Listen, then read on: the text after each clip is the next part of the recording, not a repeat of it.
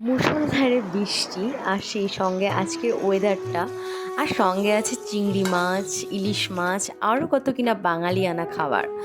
তো সঙ্গে থাকুন এবং দেখতে থাকুন আজকের ব্লগটা কেমন ইন্টারেস্টিং হতে চলেছে।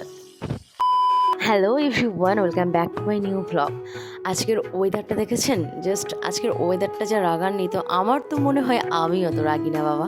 তো চলুন ঝটপট কী রান্না বান্না করি আজকে বৃষ্টির দিনটা, সারাদিন কি করলাম সমস্ত কিছু শেয়ার করবো আপনাদের সঙ্গে। সেই সঙ্গে ছোটোবেলার কিছু গল্প বা টুকটাক আলোচনার মধ্যে দিয়ে আজকে ব্লগ কন্টিনিউ করতে থাকুন। তো সবার আগে আজকে রান্না করব ইলিশ মাছ আর হচ্ছে ভেন্ডি আলু চিংড়ি মাছের তরকারি। সত্যি অনেক টেস্টি হয়। আমি জানি না আমি কতটা ভালো বানাতে পারবো। সবার আগে ঢ্যাঁড়সগুলো আমি বেশ ভালোভাবে ধুয়ে নিয়ে এটা কাটা শুরু করেছিলাম। সেই সঙ্গে সঙ্গে ওইদিকে আমি যে চিংড়ি মাছগুলো নিয়ে আসা হয়েছিল এতটাই ফ্রেশ আর টাটকা, মানে জাস্ট মানে কাঁচাতেই এত শক্ত ফিল হচ্ছিল। তো চিংড়ি মাছ কাটার যে তরিকাটা, জাস্ট উপর থেকে মাথাটা ফেলে দিতে হয়, মাথায় কিন্তু নোংরা থাকে, তো ওটা একটু টিপে ফেলে দিলেই হয়ে যায়। আর ঠিক মাছের লেজের পিছন দিকটা একটু হালকা করে টানলেই কিন্তু খোলসটা ছেড়ে আসে। তো এইভাবেই কিন্তু আপনারা মাছটাকে পরিষ্কার করতে পারেন অ্যান্ড খুব ইজিয়েস্ট প্রসেস, কোনো রকম বটি ইউজ না করে কিন্তু হয়ে যায়, বা ছুরি বা কোনো কিছু ইউজ করা লাগে না। এদিকে আমি মাছটা ভেজে নিচ্ছিলাম, তো দেখতে থাকুন কিভাবে রান্না করি।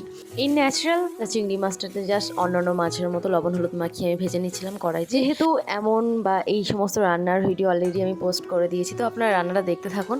আমি ছোটোবেলায় একটা গল্প শেয়ার করি। আমার পছন্দের ঋতু হচ্ছে শীত আর বর্ষা। জানি বর্ষা শুনে অনেকে নাক সিটকাবে যে বর্ষাকাল কার ফেভারিট হয়। হ্যাঁ, আমার বর্ষাকাল অনেক ভালো লাগে। তো এমনই একদিন বর্ষার সকালবেলা আমি ঘুম থেকে উঠেছি 8টা সাড়ে 8টা, ঠিক এমন টাইমে। তো উঠে দেখছি মা অলরেডি রান্না বান্না কমপ্লিট হয়ে গেছে, আব্বুকে খেতে দিচ্ছে।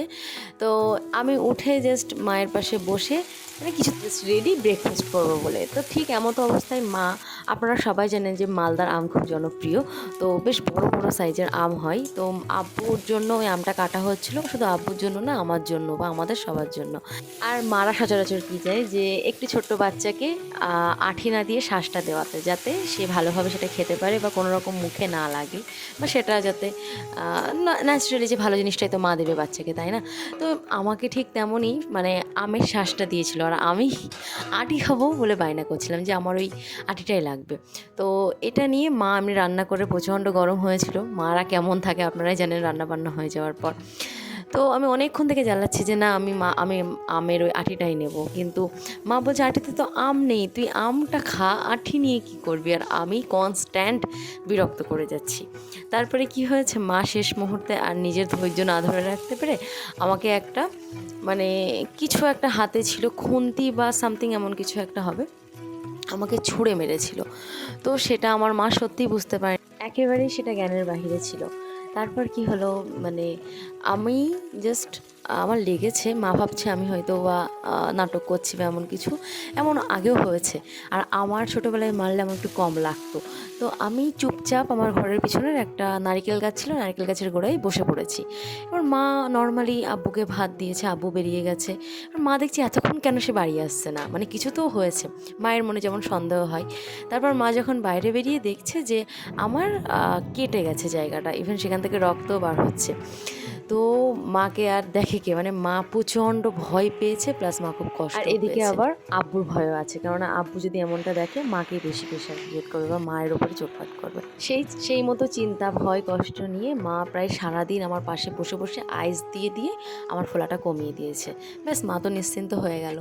তো মাকে আমি সেদিন দেখেছিলাম, মার মুখে ক্লান্তির ছাপ, কষ্টের ছাপ, আর সে কতটা পরিমাণে মানে আমার মেরে কতটা সমব্যথী হয়েছিল। তো গল্পটা কখনো বলার ইচ্ছে ছিল না, বাট আমার এখন মনে হলো বলতে যে আসলেই তাই। এই বড় হয়ে বুঝেছি যে মা বাবা সন্তানকে যেমনভাবে ভালোবাসে, যেভাবে সন্তানের ব্যথায় সমব্যথী হয়, আমার তো মনে হয় না যে পৃথিবীর আর কোনো মানুষ থাকতে পারে যে মা বাবা জায়গা নিতে পারবে।